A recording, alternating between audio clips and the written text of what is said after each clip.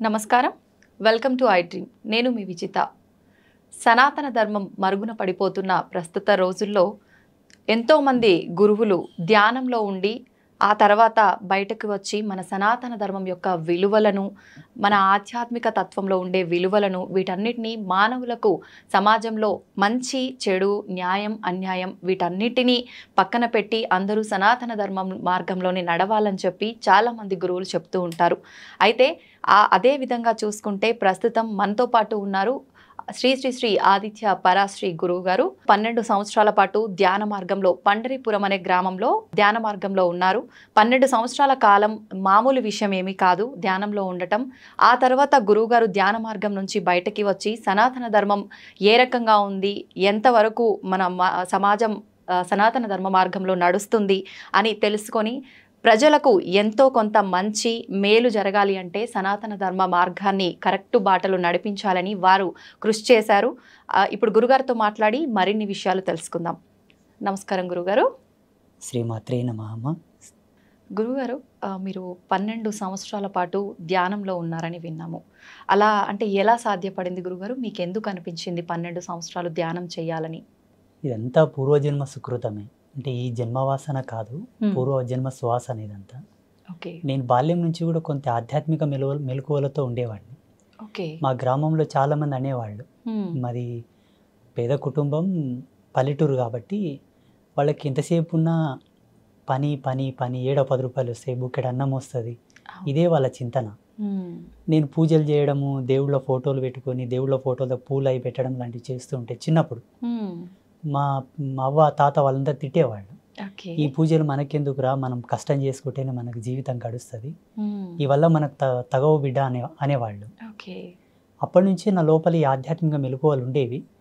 నా వయసు పెరిగే కొద్దీ పరిపూర్ణమైన వైరాగ్యంకి వచ్చింది. 2008లో నేను పూర్ణ వైరాగ్యంలోకి వచ్చాను. 2008 ఆషాఢ శుద్ధ ఏకాదశి రోజు పండరిపుర క్షేత్రంలో చాలా పెద్ద ఉత్సవం జరుగుతుంది. పాండురంగ స్వామికి కొన్ని లక్షల మంది భక్తులు వస్తారు అక్కడికి. అక్కడ నేను పరిపూర్ణమైన సమాధి స్థితిలో కూర్చోవడం జరిగింది. ఆ సమయంలో 2008 నుంచి స్టార్ట్ అయిందనమాట. ఇంకా అక్కడ నుంచి కంటిన్యూ నా ధ్యానము, నా అనుష్ఠానము, నా పూజలు అవి అనమాట. మంత్రానుష్ఠానం ప్రథమం నాది మెయిన్. ఓకే. అయితే గురుగారు, మీరు బాల్యం నుంచే నాకు ఆధ్యాత్మిక పరంగా అంటే వెళ్ళాలని చెప్పి అలాంటి ఆలోచనలు ఎక్కువగా ఉన్నాయని ఎవరినైనా చూసారా? అంటే ఎక్కువగా మనము మన ఇంట్లో వాళ్ళనో తెలిసిన వాళ్ళనో ఏ రకంగా వాళ్ళు చేస్తుంటారో అవి చూసి చిన్నపిల్లలను నేర్చుకుంటూ ఉంటాము. అలాగే మనకు చేయాలనిపిస్తూ ఉంటుంది. ఆధ్యాత్మిక పరంగా మీకు అలాంటి సువాసనలు కలిగి ఉండటానికి, ఇంట్రెస్ట్ కలగటానికి ఎవరినైనా చూసి మీరు అలా అయిపోయారంటారా, లేదంటే బై బర్తే అంటారా? అంటే కొందరి జన్మలు ఎలా ఉంటాయంటే అమ్మ, భగవంతుడు కొందరిని పెట్టి పుట్టిస్తాడు. ఎనీ కైండ్ ఆఫ్ వర్క్ అనమాట. డిఫరెంట్ క్యాడర్స్ లోపల. ఇప్పుడు కొందరు వాళ్ళకి ఏ విధమైన ట్రైనింగ్ లేకుండానే కొన్ని అద్భుతమైన సాహసాలు చేస్తుంటారు. కొందరికి ఏ చదువు సంధ్య రాకుండానే కూడా మంచి పెయింటింగ్స్ వేస్తుంటారు, చాలా చక్కగా మాట్లాడుతుంటారు. అంటే సహజ సిద్ధమైన కళలు వాళ్ళు పుట్టుకతోనే వచ్చి ఉంటాయి అనమాట. అంటే నాకు ఎవరిని చూసి ఇన్స్పిరేషన్ కలగలేదు, ఎవరిని చూసి నేను అట్లా పరవశం చెందలేదు. మా గురువు గారిని మొట్టమొదటిసారి చూసినప్పుడు కొంత ఆకర్షితం చెందిన మాట వాస్తవమే. కానీ అంతకు ముందు నుంచే నా లోపల ఆధ్యాత్మికత బాగా ఉండేది. ఏదైనా ఒక దేవుని చూసినా ఆ దేవుని తాలూకు ఆయన అవతారాన్ని చూస్తే ఆయన చేతుల్లో ఆయుధాలు ఎందుకున్నాయి, ఆయన పులి మీద ఎందుకు కూర్చోవాలి, ఆ ఎద్దు మీద ఎందుకు కూర్చోవాలి, నెమిలి మీద ఎందుకు కూర్చోవాలి అంటే ఒక అన్వేషణ స్థితిలో ఉండేవాడిని అనమాట. బాగా శోధించేవాడిని. దేవుళ్ళ ఫోటోలు చూసి, యంత్రాలు చూసిన తర్వాత కూడా అందులో అక్షరాలని డీకోడ్ చేసేవాడిని నేను. ఒక యంత్రం చుట్టూ కొన్ని అక్షరాలు రాస్తారు కదా, ఈ అక్షరాలు ఎందుకు పెట్టారు, వేరే పెట్టొచ్చు కదా, ఇవే ఎందుకు పెట్టాలి, ఇది పెట్టొచ్చు కదా అని బాగా సెర్చ్ చేసేవాడిని అనమాట. ఎప్పుడైతే మా గురువు గారిని చూసానో అప్పుడు ఇంకా పరిపూర్ణమైన ఎరుక వచ్చింది, జ్ఞానం పరిపూర్ణం.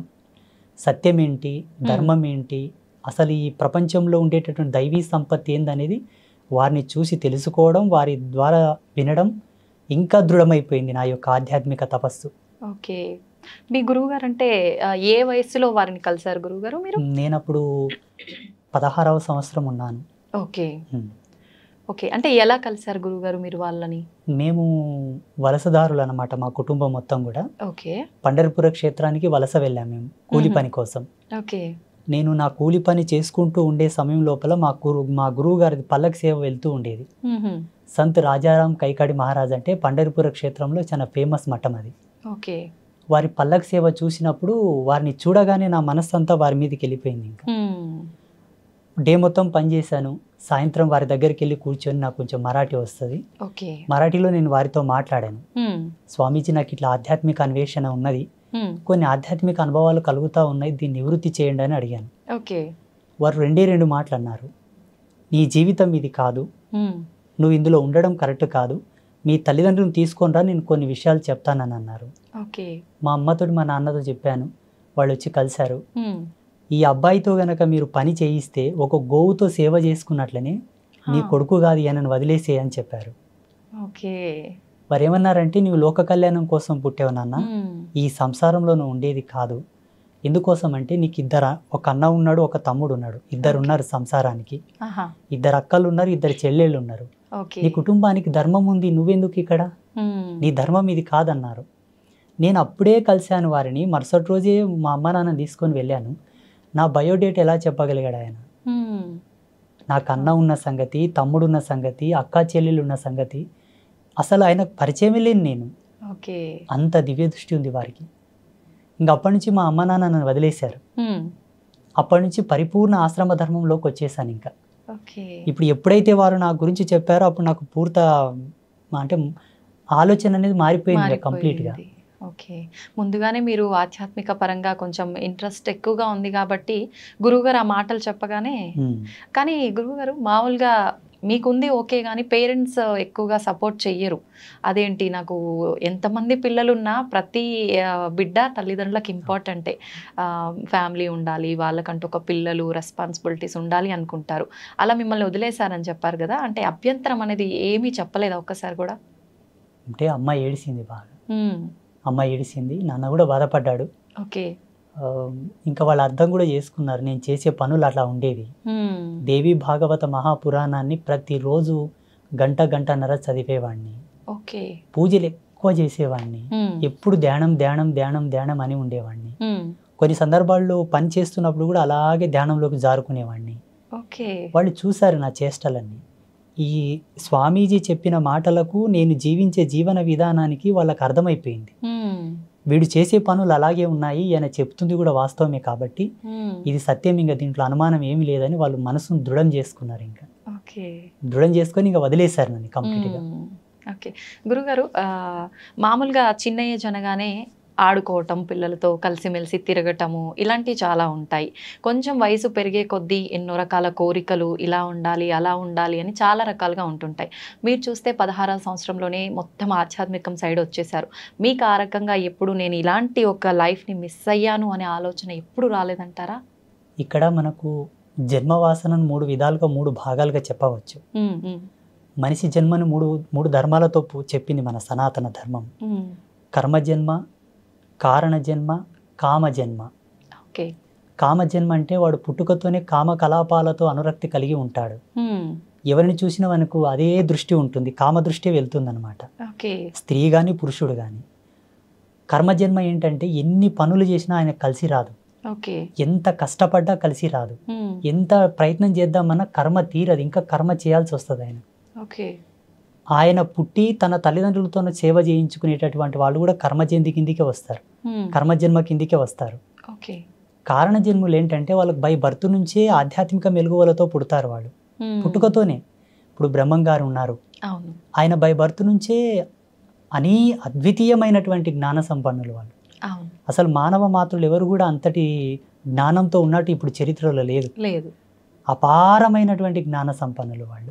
అట్లా మహితాత్ముల జన్మలు సామాన్యుల జన్మలు సమానం కావు. నేను పుట్టుకతోనే మా ఊళ్ళో చాలా మంది ఇప్పటికీ బిజ్వార గ్రామంలో అడిగినా కూడా ఆ అబ్బాయి కొంత డిఫరెంట్గా ఉండేవాళ్ళు అండి, అందరితో సమానం ఉండేవాడు కాదు, అందరు ఒక పని చేస్తే తను ఒక్కడే సపరేట్ చేసేవాళ్ళు అని చెప్తారు.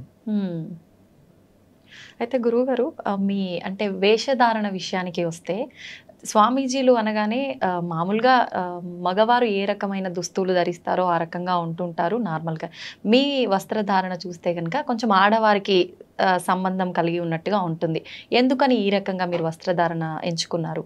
మాది కౌడిధారి పంత్, అంటే ఈ గవ్వలు ఉన్నాయి కదమ్మా, అవునవును. దీన్ని కౌడిధారి పంత్ అంటారు. ఓకే. శ్రేష్టమైన మూల శ్రీ విద్య. ఇది స్త్రీ యొక్క యోని స్వరూపమై ఉంటుంది. ఓకే. స్త్రీ యొక్క యోని స్వరూపం ఈ గవ్వ. హ్మ్, హ్మ్. దీని మెడలో ధరించి, ఇది ఏకవస్త్రం తల్లి, కుట్టని బట్ట.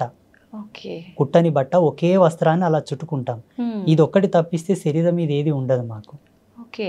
ఏకవస్త్రం ఇది. హ్మ్. ఇంకా మా వేషధారణ, మా ఈ ఉంగరాలు వల్ల అంటే శ్రీ విద్య సాధనలో మేము చేసేటటువంటి కొన్ని ప్రక్రియలకు అవి ఆబంధనాలు. హ్మ్. ఒక్కొక్క దానికి ఒక్కొక్క పరమార్థం ఉంది. అవి ఓకే. మేము చేసే సాధన లోపల మాకు ఎంతో సపోర్ట్ చేస్తాయి. హ్మ్. మా శరీర నియంత్రణ, మేము చేసేటటువంటి ఆధ్యాత్మిక మెలుగువల్లో మాకు బాగా ఎనర్జీ బూస్ట్ చేస్తుంటాయి అవి. హ్మ్, హ్మ్, హ్మ్. ఒక్కొక్క దానికి ఒక్కొక్క మంత్రానుష్ఠాన పరిదిగ్బంధన కూడా ఉన్నది. ఓకే. ఈ ఉంగరాలకు కానీ, కుండలాలకు, హ్మ్. మేము వేసుకునే బేడీలకు, మేము వేసుకునే మాలలు, హ్మ్. మేము ఏవే కానీ మార్కెట్లో దొరికి తీసుకొచ్చి మెళ్ళో వేసుకోం వేరే స్వామీజీలాగా. ఓకే. ఒక దాన్ని తీసుకున్న తర్వాత పలు విధాలుగా శుద్ధులు చేసి, హ్మ్. మంత్ర జాగృతం చేసి, ప్రాణ ప్రతిష్ఠ చేసి, ఓకే. వాటిని దైవీ శక్తులతో నిక్షిప్తం చేసిన తర్వాతనే ధరిస్తాం హ్మ్, హ్మ్, హ్మ్. ఏదైనా సరే. ఓకే. అంటే అలా ధరిస్తేనే వాటికి సంబంధించిన వాల్యూస్ అన్నీ ఉంటాయా వస్తాయి గురువుగారు? వస్తాయి వస్తాయి మ్మ్. 100%. ఓకే. ఏదైనా ఒక కూరగాయను, ఆకుకూరను మార్కెట్ నుండి తెచ్చిన తర్వాత కడుగుతాం. హ్మ్. కడిగి దాన్ని ఎంత తరగాలో తరిగి, దాంట్లో ఏవి వస్తువులు వేయాలో వేసిన తర్వాతనే కూర వండుకుంటాం. అవునవును. సమాజంలో ఇప్పటికీ ప్రజెంటేషన్లు, ఇప్పుడు వర్తమానంలో కూడా ఆధ్యాత్మికమైనటువంటి మెలకువలు తెలిసిన వాళ్ళు ఎవరు లేరు. హ్మ్. చాలా తక్కువ. తక్కువ మంది. తెలుసుకోవాలనే జిజ్ఞాస ఎవరికి లేదు, హ్మ్. చెప్పాలనే జిజ్ఞాస కూడా ఎవరికి లేదు. లేదు. ఎంతసేపు ఉన్నా తెలుసుకునేవాడు ఒక కోరికతో వస్తే, చెప్పేవాడు వాని కోరికతో వాడు చెప్తుంటారు. కరెక్టే గురువుగారు. ఈ పరస్పరమైనటువంటి భేదాలు ఇవి రెండు. హ్మ్. మా సాంప్రదాయం ఏంటంటే అమ్మ, అమ్మవారి యొక్క మూల పరంపర మాది. ఇప్పుడు లేదు ఈ పరంపర. ఓకే. ఆ సేతు హిమాచల పర్యంతం చూసినా ఎక్కడ కూడా లేదు ఇప్పుడు. హ్మ్. ఓకే. శ్రీ విజయ సాధనలో ఉన్నారు కొంతమంది, కానీ మీరు అన్నట్టుగా ఉన్నారు. హ్మ్. మా వేషధారణలాగా మాలాగా లేరు. ఓకే. అలా లేరు అని మీరే చెప్తున్నారు కదా గురుగారు. మరి మీరెందుకు ఈ రకంగానే ఎంచుకున్నారు? నేను 6 నెలలు తపస్సు చేశాను. హ్మ్. ఎస్పెషల్లీ నా యొక్క డ్రెస్ కోడ్ అనుకోండి, లేకపోతే నా వేషధారణ గురించి, ఓకే. ఏ మంత్ర సాధన నేను చేయాలా, హ్మ్. ఏ దేవత ఆరాధన చేయాలా, ఎవరి గురించి నేను తపమాచరించాలని దాని మీదనే 6 నెలలు రీసెర్చ్ చేశాను నేను. ఓకే. తపస్సు. ఓకే. అయితే గురువుగారు సామాన్యంగా గురువులు అనగానే, పండితులు అనగానే బ్రాహ్మణ కులానికి సంబంధించిన వారే ఎక్కువగా ఉంటుంటారు. మీరు చూస్తే అలా కాదు. మరి ఈ వైపుకు మీరు ఈ మార్గంలో వచ్చే ముందు, నేను గనక సమాజానికి ఏదో చెప్పాలి, చెయ్యాలి అనే ఒక తపనతో వస్తున్నాను. మామూలుగా జనాలు అంటే కుల మతాల గురించి ఎక్కువగా భేదాలు అనేవి చూపిస్తూ ఉంటారు. నన్ను ఆదరిస్తారా, నేను చెప్పింది వాళ్ళు తీసుకుంటారా అనే ఆలోచన మీకు ఏ రోజైనా వచ్చిందా గురువుగారు? రాలేదు, రాదు కూడా. ఎందుకంటే మంచిని ఎవరైనా స్వీకరిస్తారు తల్లి, దాంట్లో అభ్యంతరం ఏం లేదు, అనుమానం ఏం లేదు. ఇప్పుడు సమాజంలో ఇప్పటి వరకు నేను చెప్పిన ప్రతి మాట, ప్రతి జ్ఞానం కూడా వాస్తవికతనే. భగవతి సాక్షిగా నేను ప్రతి సత్యమే చెప్తాను. ఇంకొక విషయం ఏంటంటే, అనాధారంగా నేను ఏది చెప్పను. ఓకే. ప్రతిదీ కూడా ప్రతిదాని వెనుక ఒక పరిజ్ఞానం, ఒక వైజ్ఞానిక దృక్పథం, దార్శనికత కంపల్సరీ ఉంటుంది నా విషయంలో. ఓకే. వితౌట్ దార్శనికతతో ఏది నేను చెప్పను. ఒక దాన్ని చెబుతున్నానంటే నేను ఫస్ట్ దర్శిస్తాను. ఎవరన్నా కష్టమని నా అమ్మ దగ్గరకు వచ్చి, నా ముందుకు వచ్చి మాట్లాడినా కూడా ఆ కష్టాన్ని 1కి 10 సార్లు నేను అనాలిసిస్ చేస్తాను. నిజమే చెబుతున్నారు. ఈయన కష్టానికి గల కారణం ఏమిటి? స్వయంకృత అపరాధమా? ఎవరైనా ఏమైనా చేశారా? ఈయన మీద ప్రయోగాలు ఏమైనా చేశారా? చేసిన పాపమా?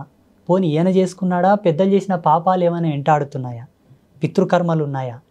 ఏంటి అని బాగా తెలుసుకున్న తర్వాత ఆయనకి ఏ మంత్రానుష్ఠానాన్ని ధారబోయాలో ధారబోస్తాను.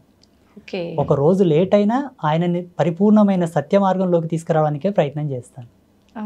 వాళ్ళు వచ్చారని ఏదో గబ్బుకున్న తాయితు కట్టేయడం, యంత్రం ఇచ్చేయడం, ఏదో చేసేసి శక్తిపాతం అంటూ అదంటూ ఇదంటూ పూజలు పునస్కారాలని టైంపాస్ చేయండి.